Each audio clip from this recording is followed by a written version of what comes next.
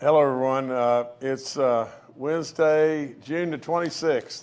Thank you so much for being with us and everything. We'll lead off with something that's really, really terrible, and it's really sad. But we lost a real athlete, and we lost a great young man. From what I understand, his girlfriend is still in pretty tough shape and everything, but this news, the first we heard came out of Barber County, but Keaton, McDermot, and and he's nicknamed Beef, and he just had played in the North-South All-Star game. The football game. He was an outstanding shot put and discus thrower. I don't really know what to say. I mean, he was on his way this fall, to starting his track and field career at West Virginia Wesleyan, and had a tragic car accident, and we lost him. And so for all of his family, I ask for your prayers. For his girlfriend, I ask for your prayers. Surely Kathy and I will be praying for this young man, but and I know we lose people all the time, but this came to us, and I wanted to make mention of it, and I hope we carry that to all the folks that have tragic accidents, and the folks that we lose. So God bless this great man and all of his loved ones. So thank you so much. Just an update on hunting regulations in West Virginia, that are coming out. Get all the regulations and just look for them for yourself. Sometimes they can be a little complicated, but the biggest changes include updated dates in the open counties for antlerless deer and fall wild turkey and our black bear season. So get the regulations and look and everything. It's interesting stuff, but the folks that are at DNR continue to do an incredible job and in managing our incredible abundance of wildlife in West Virginia, and it's amazing. It's truly amazing stuff. Today, I am announcing that we've delivered $150,000 in grant funds, $150,000 in grant funds to the West Virginia Foundation for Rape Information and Services. So this will only help us get better and everything and stop these, or do the best we possibly can to stop these terrible, terrible situations and everything that, affect our young ladies. And so this funding also allows us to hire and train a statewide nurse examiner. And this money is really important in our effort to support medical providers, and it improves our response and support. So, more good work that we're able to do, and more funds that we have available and everything to be able to do good stuff. I'm announcing and excited about this all the time because at one time we grew a lot of Christmas trees, and we grew Fraser fir Christmas trees, and so now we're on the look again.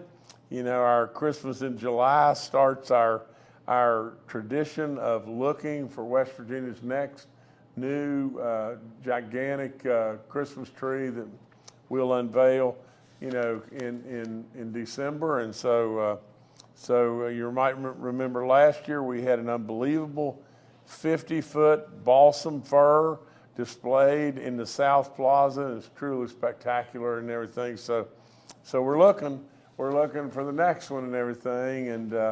And if you know about someone and everything that's, or you do know yourself of a tree that you've grown and everything yourself, please get in touch. On Monday, if we could recap the day on Monday real quick. We went to WVU, one of the more fascinating things that I've been involved in and everything as your governor. You know, those two individuals right there, Mara on the left, Dr. McLaughlin, and Duncan on the right, and is Dr. Lorimer, you know, both incredible scientists. You know, Mara, Dr. McLaughlin on the left, is up for one of the finalists for the Nobel Peace Prize, and Dr. Lorimer has received the 2024 Fellow of the Royal Society of London, which is like an Oscar award and everything. So it is amazing what they're doing. Astrophysicists, you know, it's, I just can't tell you, you know, how this draws more and more attention to West Virginia University, has more and more of a participation, you know, in bringing us more students, more attention, more goodness to West Virginia. You see President Gee there with us, and I think Gordon has done a magnificent job at the university. And right beside him, Roger Hanshaw, our Speaker of the House, and Roger's done a wonderful job as well. They showed us a little presentation. It would have blown your mind. That's all there is to it, but it was really a special day. Then after that, we went to Cooper's Rock, to the state forest there, and we visited Cooper's Rock, and we were able to announce the first set of stargazing cabins that will be ready this fall. And Chelsea Ruby was there, and Brett McMillian, and what an incredible job both of them have done. The more and more we've been able to invest in our state forest or you know, our state parks, absolutely now we're approaching $250 million that we've invested in our parks and forests and whatever it may be, and absolutely the return is astronomical. More and more people come. I think each and every one of these cabins will have a telescope in it. It's just neat stuff, and they're already just getting booked up, and so I congratulate you know, Brett McMillian, but I'll tell you, Chelsea Ruby, Secretary Ruby, gosh, what a job she's done. Unbelievable. Great time. Good stuff. So, you know, we went to astrophysicists, and then we went to Cooper's Rock. But I'm telling you, just as straight up could be, both of them, as fabulous as they were, they absolutely were topped as we completed today at Stepping Stones. These folks, all they're wanting to do, they're trying to build an adult handicapped playground. And they were short a bunch of money. I frankly don't know what we should be doing that is better than this. I mean, just look at these kids and young adults, and just look at how great they are and the goodness and what they wanted, they needed.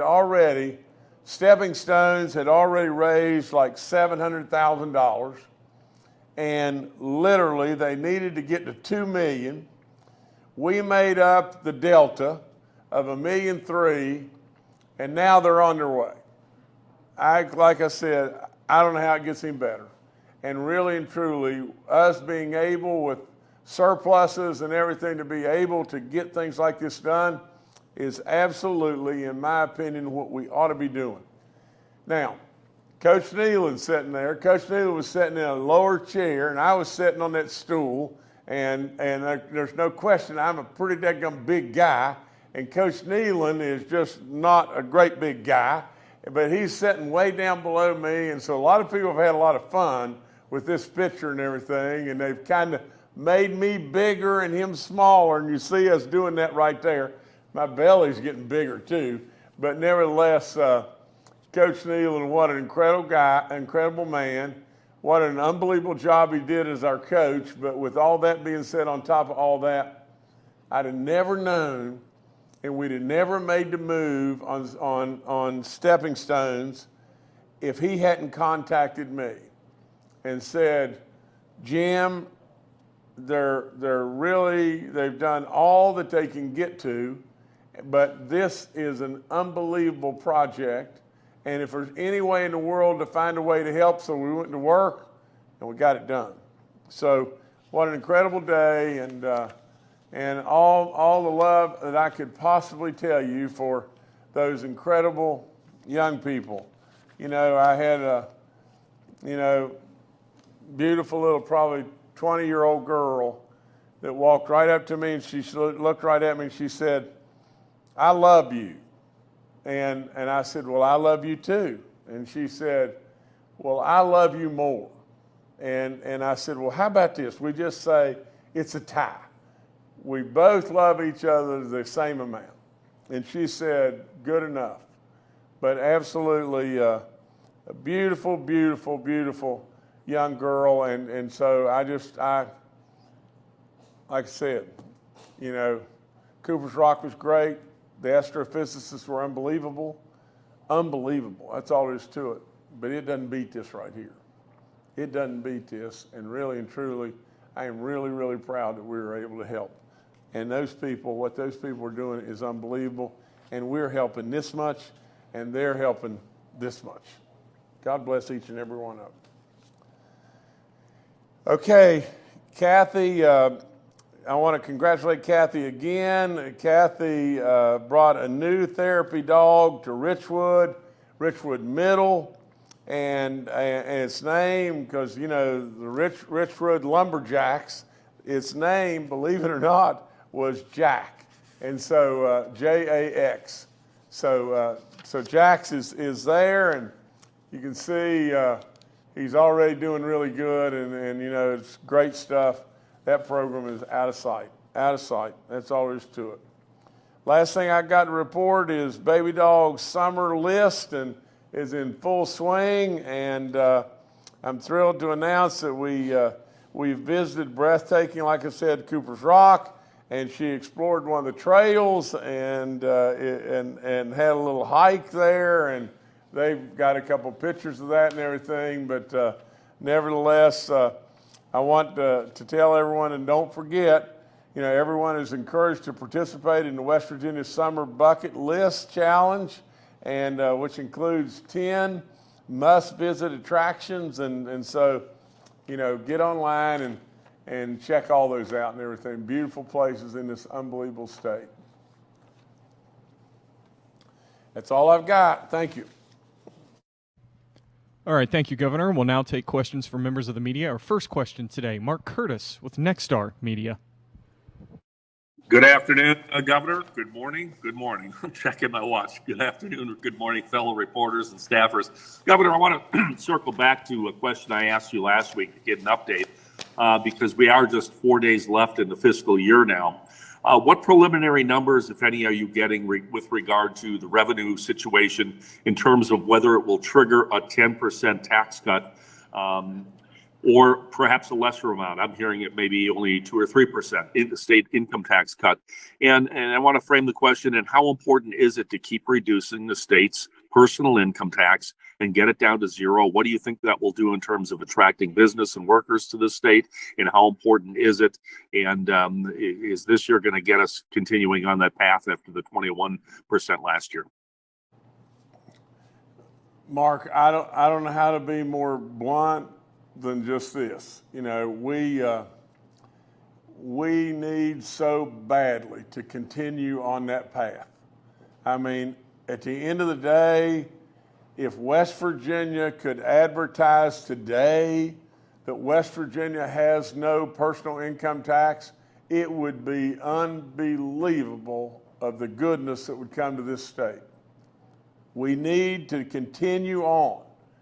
We absolutely need to do what I've said over and over. Mind the store properly. Now, you're only going to have me for just a little while longer. And in that, my message to everybody would be just this: be smart. Don't blow our own legs off. I mean, for crying out loud, be smart as we go forward, but be aggressive as you can possibly be, because there is nothing. And I've said it in the State of the States multiple times. In the State of the States, there is nothing that will motivate growth in this state like getting rid of your personal income tax. And if we don't watch out, other states are trying to do the same thing now. And if we don't watch out, we're going to awaken to the fact that we're going to be behind. Instead of being out in front, we're going to be behind. So Mark, I'm going to push our legislature to do as much as we possibly can. I'm going to push our revenue department to do as much as we possibly can, but do it smartly. I don't think 10% is a possibility at this stage, but I do believe that the revenue numbers are going to come in, and they're going to come in, I think, really, really close to 800 million, probably a little short of 800 million surplus, and it's unbelievable. And so we surely, to goodness, ought to be putting money back in the pockets of our people. We ought not be doing any pet projects and all that kind of stuff. We ought to put money back in the pockets of our people. And so at least a percentage of it anyway. So, Mark, I don't know exactly what that'll be right yet, but we're working it. All right, thank you, Mark. Let's now take a question from Charles Young with WV News. Hi, this is Charles Young with W News.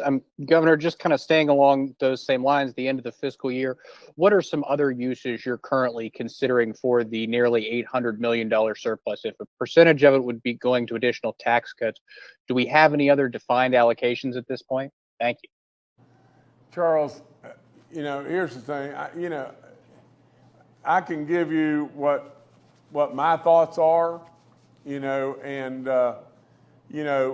we always still have a need for infrastructure in the state, and we, it seems like, you pour hundreds and hundreds of millions of dollars into taking care, especially of our roads and everything, and making our roads better, and you turn around 2 or 3 times and you still got hundreds of millions of dollars to put in that, but we've surely got a 10 million times better road system today than we had before we walked in the door, and if we don't watch out and everything, we're going to, we can't let us slip back, because, Charles, you know what it was. I mean, for crying out loud, you couldn't go to the convenience store without tearing your car all to pieces.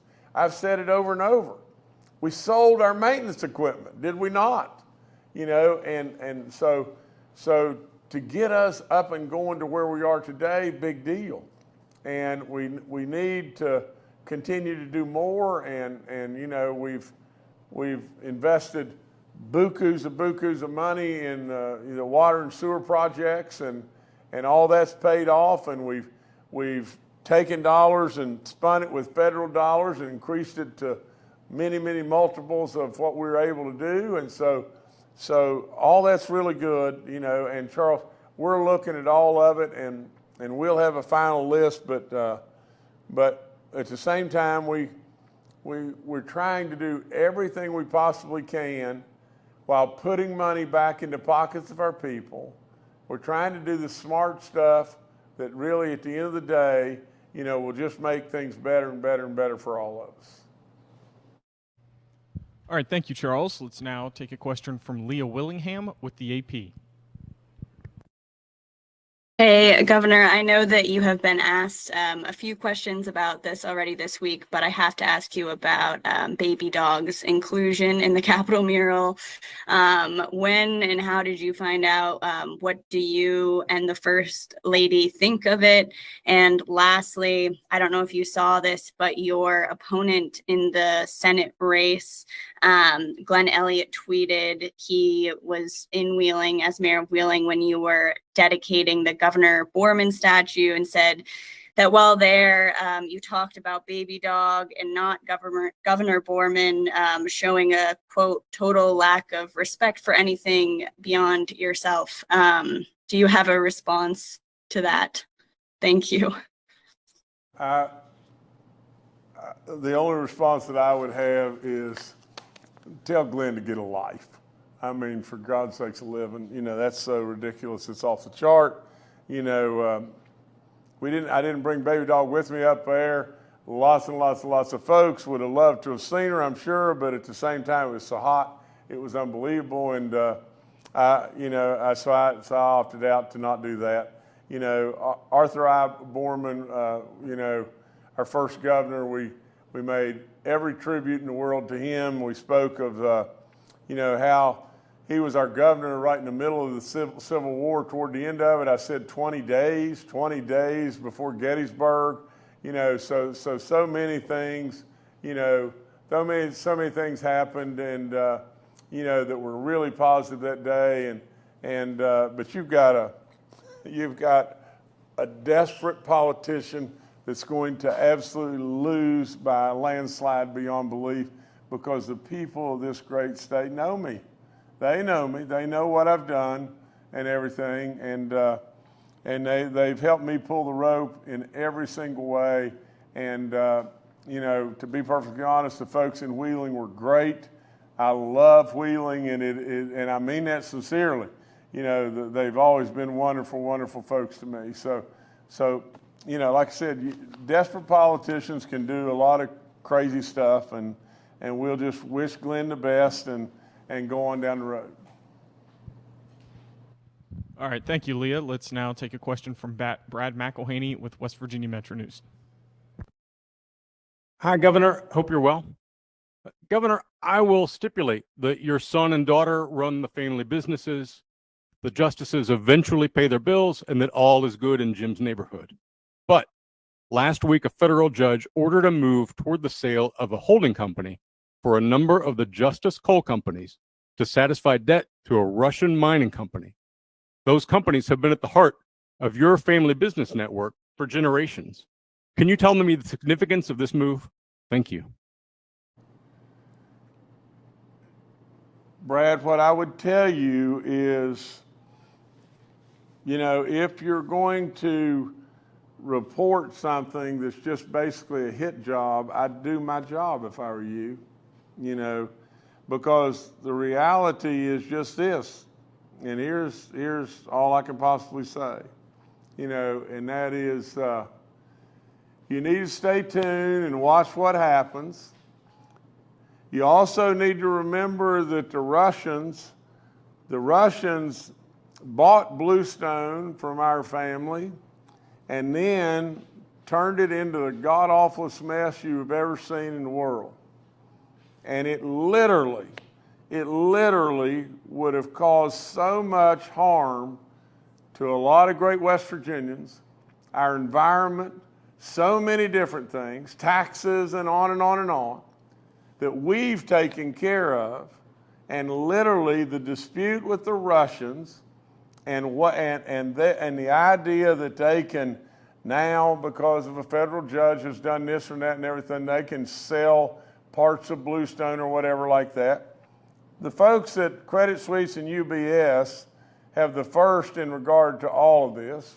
You know, it's just something else for us to throw mud at Jim about and everything else, or you reporting everything.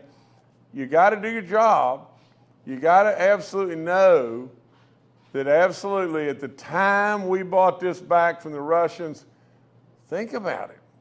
Think about what was out there. Think about the magnitude of the damage that they had caused to the environment, they had caused to people, they had caused to vendors, they had caused to as far as taxes, it caused to everything, and who took care of all of it. And at the end of the day, I am telling you, when the point in time comes that we're siding with the Russians, I mean, you know, we're pretty daggum desperate. Thank you, Governor. We'll turn it back to you. No, I would like to go back, you know, and you know, only because I don't know that I completely answered the question in regard to Baby Dog and the mural and all that kind of stuff. Look, you know, Baby Dog has brought a lot of happiness, a lot of happiness all across the state. And I love it in every way that she's brought that level of happiness. and really and truly, and I wasn't a party to the putting Baby Dog in the mural. You know, I absolutely, I think really what they were trying to do is they wanted to put a dog in, and well, they had to pick some kind of dog, so they picked an English bulldog, long time ago and everything, before we ever really became a country. The English were in charge and everything. It seemed kind of fitting, but as along the way, I was just as surprised in many ways as anyone, but our curator Randall Reed is with us today. Maybe he could shed a little light on it and everything. But with all that being said, I'd be lying to you if I didn't tell you. I mean, come on. Do we not have other stuff that's a little bit more important to be doing? And really and truly, here's something that that just to call it like it is, she brought a lot of joy. There'll be a lot of people that'll come in the Capitol and looking at the murals and everything and looking for her and everything. It's kind of a neat thing. I love it totally to death. And so just be happy. I mean, for crying out loud, do we not have enough to worry about? I mean, do we not have enough to take care of, to be taking care of people that are really having a tough way to go? Be happy. Just somebody be happy. I mean, Randall, you got anything to say? Hi, Governor. First thing I want to say, thank you to everybody in the press, because people are coming to see those murals because of Baby Dog, because they love her. And Governor, I got 54 kids here at camp. They want to know when they get to meet Baby Dog. So we're all excited about that. But I do want to tell you about, really quickly, the process, because people have asked, were you involved? The only involvement that Jim Justice had in these murals is that he gave us the money to pay for these murals that had not been done in 92 years. And I thank you for that, Governor. And you had nothing to do with our little ad hoc committee who put together everything that when they brought the renderings, and there was no wildlife in this one thing. And we thought about putting the elk in, the cardinal, and then when somebody said dog, all 5 of us said Baby Dog. So that's how that happened, Governor. Well, let me just add just this last little tidbit. Now think about this. Yesterday, and I wasn't going to say this, but I'm going to say it now. But yesterday, or Monday rather, we were at West Virginia University and sitting with 2 of the super scientists, the most intelligent people that you could ever possibly be with. Unbelievable. Unbelievable. That's all there is to it. Their level of smarts. What was the first thing they did? The first thing they did was come up to me and they had treats for Baby Dog. What was the last thing they did? Astrophysicists. The last thing they did, because I didn't take her in the building where people were, had her out in the vehicle. And so when they gave me the treats, I told them that and everything. And what was the last thing that these 2 astrophysicists that absolutely were so smart, it was unbelievable. One of them up for a Nobel Peace Prize. I mean, come on, give me a break. What was the last thing they did? They came up to me and said, Governor, do you care if we go outside where we can get a picture of Baby Dog? I mean, come on. Do we not, in this state, can we not just share a little bit of fun, a little bit of happiness and everything? I mean, absolutely, I'm tickled to death. So, Randall, I think you did good. Be good. Thank y'all.